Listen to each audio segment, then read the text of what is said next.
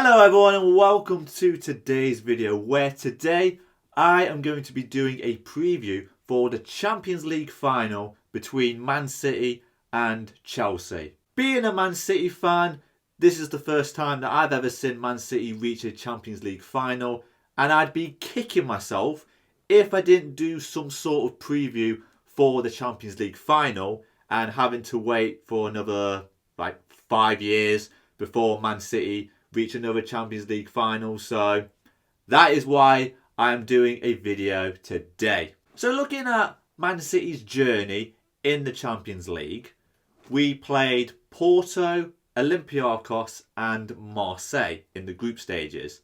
Now, we've reached a stage now where we can top our group. Like every season, the teams that we do play and the quality compared to what Man City have and other teams, we should be topping the group each year.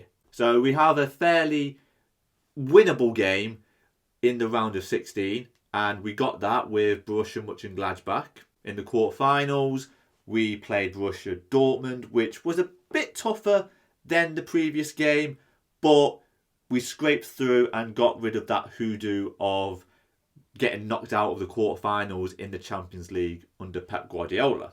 And then by the time we get to the Champions League semi-final, we play against another team that is desperate to win the Champions League in PSG. However, Man City got the better of PSG in both legs, and in that case, we reached the final of the Champions League. And I gotta say, this season is beyond a difference compared to other years that Man City have been in the Champions League. You think about the days where Roberto Mancini was in charge, it was always a case of just getting into the top four and just being in the group stages of the Champions League. And unfortunately, under the days of Roberto Mancini, we never got out of the group stages. It was always finishing in third place to reach the Europa League, or finishing bottom of the group and just having no Champions League football to look forward to. Soon enough, we get Manuel Pellegrini into the team, and he was someone who got us out of the Champions League group stages. And when we reached the round of 16, Man City were always unfortunate to be playing Barcelona all the time. And it was a great Barcelona team when they had like Messi, Suarez and Neymar up front.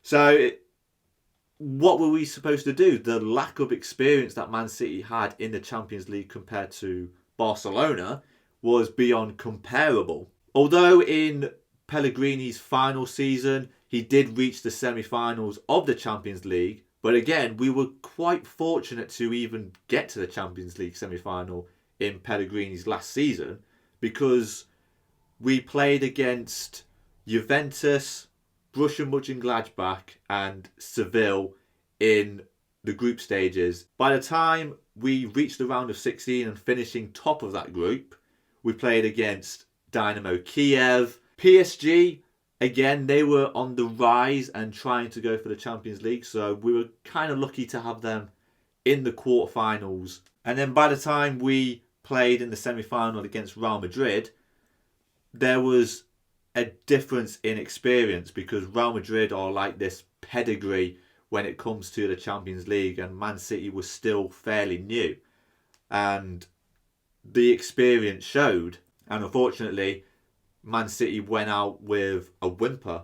Like, there wasn't anything to really get excited about in those two legs, because we didn't do anything against Real Madrid. And then Pellegrini left the club and Pep Guardiola came to the club, and things were getting serious for the Champions League. He wanted to win that trophy for Man City fans and for the club. It did take a while for Pep Guardiola to get serious for the Champions League, because you think about his first season when we got knocked out by Monaco. The next season we got knocked out by Liverpool in the quarterfinals. Next season it was Tottenham, and you're thinking, oh, we keep getting knocked out of the quarterfinals. Like, what were we supposed to do? And then the next season, where we knocked out Real Madrid in the round of 16, you're thinking, right, this is serious now. Like, we've just knocked out a Champions League elite team, and it was looking serious. Like, Man City fans were getting hopeful that it was the season where we do win the Champions League. And it also became more of an advantage for Man City when the Champions League was only going to be one leg, given that COVID was occurring and we trying to get the season out the way and done with before the new season took place. So it literally became one-legged games, and it became more of an incentive for Man City to win the Champions League. And given that we were playing Lyon as well, it was one of those games where we should be winning that game, but we went out with doing absolutely nothing in the game, and we just got outclassed by not even a mid-table French team. But yeah, it was disappointing. It looked like it would have been Man City's season to win the Champions League, and yeah, it just needed to change. Like, we were still conceding a lot of goals, even though we were scoring. It wasn't going to get us anywhere in the Champions League. But this season, things have changed dramatically. Whilst there hasn't been as many goals as Man City fans would have liked to have seen this season, defensively, we have been majorly solid. And we can go into games where that confidence in the defence, our strikers and midfield know that a 2-0 victory will do in one leg, and then going into the second leg, all they need to do is just score one more goal to make it like 3-0 on aggregate. And we can now rely on our defence helping us out dramatically because of the in-form John Stones and Ruben Diaz. So whilst there are a lot of positives that Man City can take going into the Champions League final, I don't want the Man City players to look at the fact that we've reached the Champions League final and thinking, oh, look at us, we've reached the Champions League final. This is the furthest that we've ever got. Oh, this is nice. No. Pep Guardiola will be getting it into their heads that this is a one-off game where they can win the ultimate trophy that the Man City owners have been desperate for. And Pep Guardiola will be saying in their heads mentally that they've got to go for it. They have to go for it. There's nothing else really to say about that. So now looking at Chelsea's side of things, in the league, oh my God, they narrowly got into the Champions League. And I think that had Chelsea lost and came fifth in the Premier League, I think there would have been more incentive to win the Champions League, because obviously if you win the Champions League, you're guaranteed to get into the group stages for the next season and knocking out whoever comes fourth and putting them into like the Europa League. I do wonder whether the Chelsea players are feeling a bit fatigued after the amount of effort they had to go through just to get into the Champions League spots over recent weeks. However, they do have a lot of squad depth where if they do have injuries or suspensions, they can bring in another player to replace them on that front. And we've played Chelsea twice in the space of 2 months and we haven't beaten them. However, on those 2 occasions, Man City haven't always put out their strongest squad against Chelsea, because when it came to the FA Cup semi-final, we were obviously playing those who have played in the FA Cup in the previous rounds, and it would seem a bit harsh on those players had they not played in that game, given the amount of effort they've had to put through in the 3rd round, 4th round and quarterfinals and so on. And then in the league game, we obviously played PSG a few days before that, so obviously our strongest team was going to be playing in that game, and we put in a lot of effort just to win that game and go through into the final. Whereas when it came to the weekend against Chelsea, we put out a weakened squad. I say weakened like it's a bad thing, but you can literally replace a 50 million player with another 50 million player. So that is really dumb of me saying, but you know what I mean.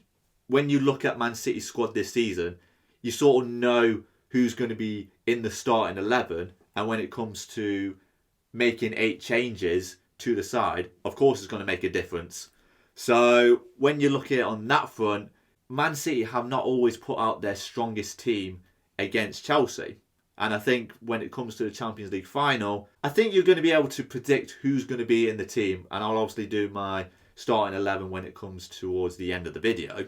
Chelsea as well have more incentive to win the Champions League, given that they were in the FA Cup final not too long ago and they didn't do as good as what people expected them to do. Whether it was to do with the fact that there were a number of changes for that game and the players who would have started or should have started would have made more of a difference. And when you think about what the Chelsea board want as well, they want trophies. They couldn't get one with the FA Cup final because they lost to Leicester. They've got another chance to win a final in the Champions League. There's that incentive for the board as well. Chelsea as well had a bit more of a difficult journey in getting to the Champions League final. Obviously their group stage games were a bit easier, and even with Frank Lampard in charge, every Chelsea fan expected them to finish top of their group. However, what they probably didn't expect was to be playing Atletico Madrid in the round of 16, Porto in the quarterfinals, and then Real Madrid in the semi-finals. Atletico Madrid, they won 3-0 on aggregate in the end with a 1-0 victory and a 2-0 victory. Porto, they won 2-0 in their first leg and then they lost the second leg and was a bit of a nervy end for them. And then by the time they got to the Champions League semi-finals, where they drew their first leg against Real Madrid, which actually wasn't a bad result for them, they go to their second leg at Stamford Bridge and they won 2-0. And you look at how they played as well, they have been really deserving of getting to the final.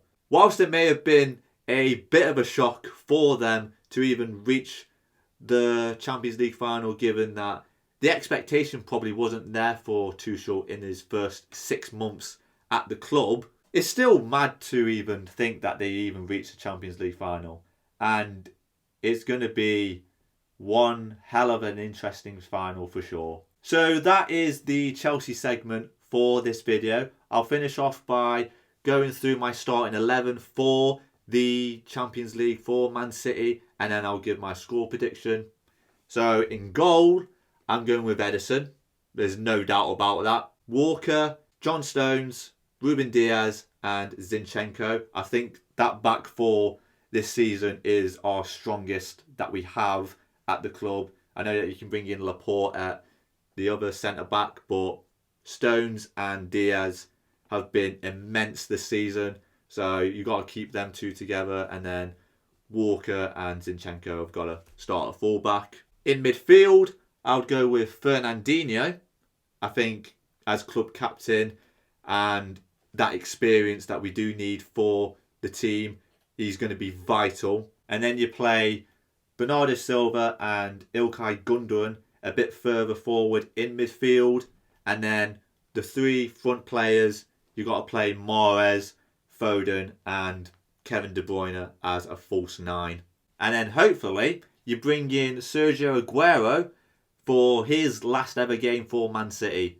And you never know, he might even pop up with a goal. That would be mad. If Sergio Aguero scores in the Champions League final on his final appearance for Man City, that would be an incredible send-off for sure. And then there are also other players that we can bring on to change the game up if needs be.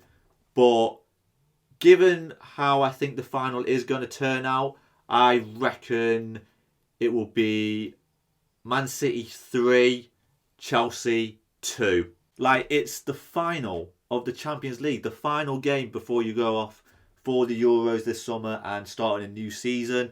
It's a game you got to go for. You really have to, and I do see a lot of goals in this game.